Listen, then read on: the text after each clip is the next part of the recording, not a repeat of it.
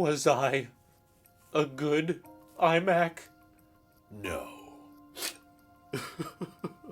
You were the worst iMac of all time. So incredibly ugly. Like, just imagine a deformed beaver that took a dump on a porcupine, and then that porcupine died, and then it was decomposing on top of a dead animal of some kind, and it stunk so horrible. Like, just your chin, your bezels, you were just so incredibly disgusting, ugly, horrifying, disgraceful, embarrassment, misuse of the term iMac. Obviously, a bunch of YouTubers got new M2 Pro and M2 Max. I, of course, got them as well, but I sent them back to Apple because I didn't think they were very interesting. But all of us are still wondering now, with the entire Mac lineup moving over to M2 chips, and sure, the M1 MacBook Air is still kind of sitting around there, but that's an old design. Why has Apple done nothing with the iMac line for so incredibly long? I mean, it has just been a downhill slope for the iMac, because first we had the iMac Pro, which was basically the biggest update to the iMac we had in years, and then they never really updated it because it was more of a stopgap to hold over the Pros until the Mac Pro was ready, which the Mac Pro ended up being a big old trap. But in 2019, they did some light spec bumps, and then Studio Display came out with the Mac Studio, and then they killed off the 27-inch iMac, leaving only the 24-inch iMac, which is a disgusting joke of a design, but they don't even want to put the M2 chip in this iMac, and that, of course, has a lot of us speculating. What are the plans here? Is Apple updating the iMac in the next couple months? Are they saving it for a spring event? Personally, I don't think so. In fact, I could be wrong, as I'm wrong a lot, so don't trust me, but I don't think we're ever going to get an M2 iMac. But if we pay attention to the rumors and the leakers, because they're always right, Mark Gurman's most recent discussion about the iMac is that they're holding off on updating it until the M3 chip, which may not even be this year. That could easily be a refresh that's pushed till the spring of 2024. And why does Apple not feel like putting M2 chips in the iMac? I don't think there's one sole reason, but there's a few that I think have some truth to them. One would simply be that it's not selling all that well, and that could be anecdotal evidence, but I don't know if that many people, either on YouTube, in my chat, in my live streams, or on Discord, or even in my personal life, that are in the market for any kind of all-in-one desktop. Like, I still struggle to find people that are looking for Mac Minis when MacBooks basically have gotten so good. When you can get that much performance in a small portable laptop with great battery life, I think in general, because of this transition to Apple Silicon, Apple's likely just seeing worse desktop sales, and that would kind of explain why Apple took so long to bring the M2 chip to the Mac Mini. You know, when they first launched the M1 chip back in November of 2020, they brought it to the Air, the MacBook Pro, and the Mac Mini all at the same time, but when the M2 chip came around, they just gave it to the Air and the Pro last summer, and they waited like over 6 months before actually bringing it to the Mac Mini. So I think that's partially because either the margins are much better with the laptops, but also there's probably some truth to they just don't see as much demand for desktops as they used to, because why would you want to tie yourself to a desk when you can get the exact same chips now in laptops and they're still going to perform just great? Whereas before, in the Intel days, you know, you could access desktop grade CPUs and GPUs in your iMacs or your Mac Minis, but if you bought a laptop, you were getting a much more thermally constrained machine, not to mention the keyboard issues and the limited I/O. Now, with MacBook Pros being on the market and with their prices coming down, there's a lot more people buying laptops than probably ever before, because it's very easy to turn a laptop into a desktop, right? You can just buy a reasonably priced Pro Display XDR for $6,000, or if you actually like money, you can buy a Studio Display and still have a very Apple-esque looking design with built-in integrated speakers and the one port to do all of your power and data to your MacBook. So converting MacBook Pros into desktops that occasionally you can take with you and use them on the couch or use them on a trip, I believe that trend is picking up a lot of traction now with Apple Silicon, and that means that the iMac is just kind of struggling to find much of a market anymore, particularly one like the 24-inch iMac, because clearly with the I/O not even having an SD card slot, this is not trying to cater itself towards professional Mac users, right? They're not putting in M2 Pro or M2 Max chips in it. They always just just gave it the baseline M1, which is still a very fast and capable chip, but the fact that they gave it the white bezels and the colorful chin, not only did I find that disgusting, but their argument for it was, well, we want this to blend in with the home better. Similar to the white bezels on the Nest Hub devices, it's meant to blend in with drywall in your white bedroom or your white kitchen or whatever. And I just think that in 2023, there's less demand and less overall interest in having the kitchen Mac or having the bedroom Mac, because most people are either watching TV on their TVs, or if they want a smaller screen, they're going to use their phone, they're going to use their iPad, or they're going to use a laptop. And that last kind of piece of the Mac puzzle is, well, what if someone doesn't want to have, you know, a tower like a Mac Mini or a Mac Studio, even though those are amazing Macs to choose from, but they also want a 4.5K display with great integrated speakers? I'm sure there's not zero people out there that have a use for it. I'm a big fan of all-in-one desktops, just for the record. Still use my iMac Pro for work every single day. I like it, but that doesn't necessarily mean there's a ton of other people out there that are also buying these things. It's a pretty specific use case, in my opinion, that you're like, no,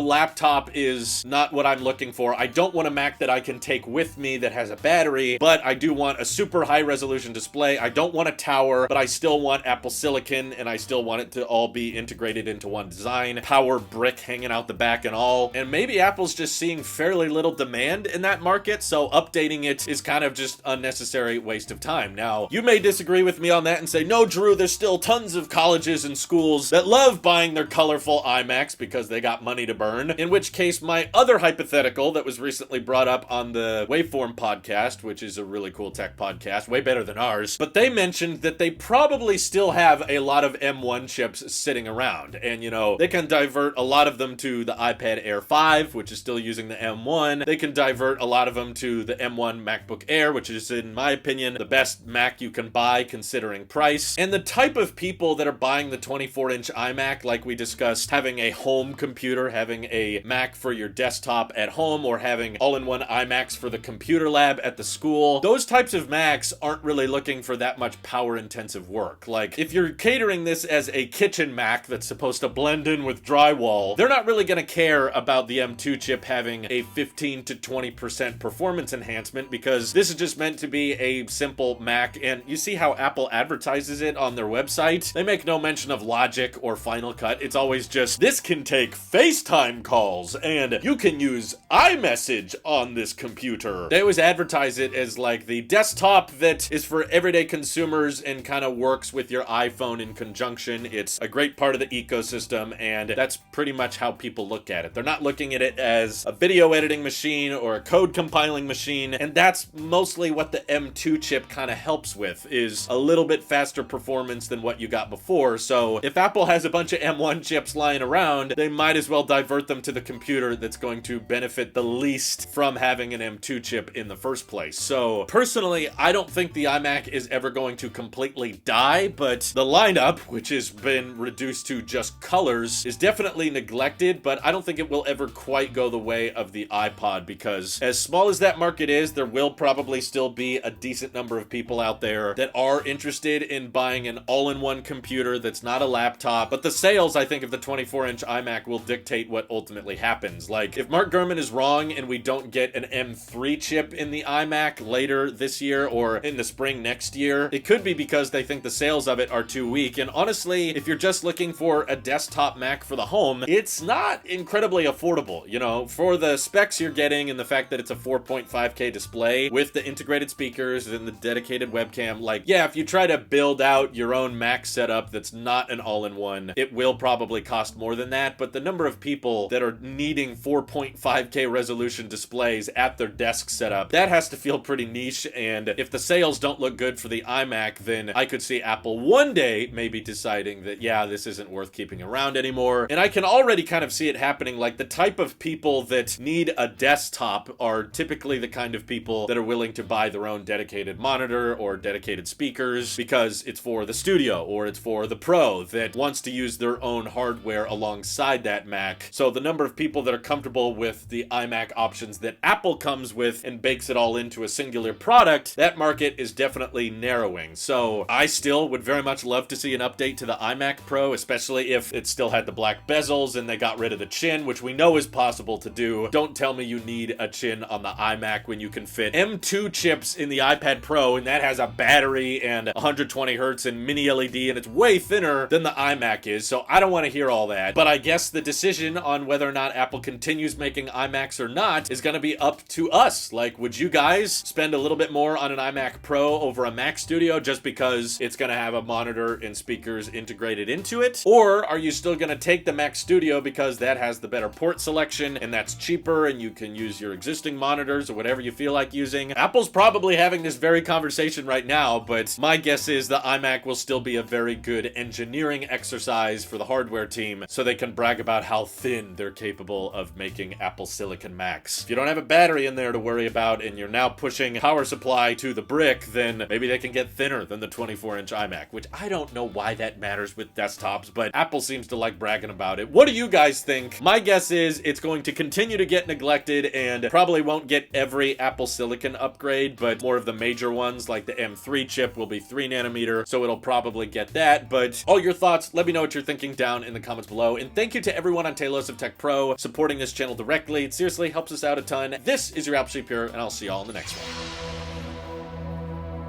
one. Misuse of the term iMac that couldn't live up to the iMac Pro's sheer beauty. You were a embarrassing joke of an iMac. I don't even want to think about how much you still exist in today's world. It's the world's biggest mistake keeping you around and still manufacturing you to this day.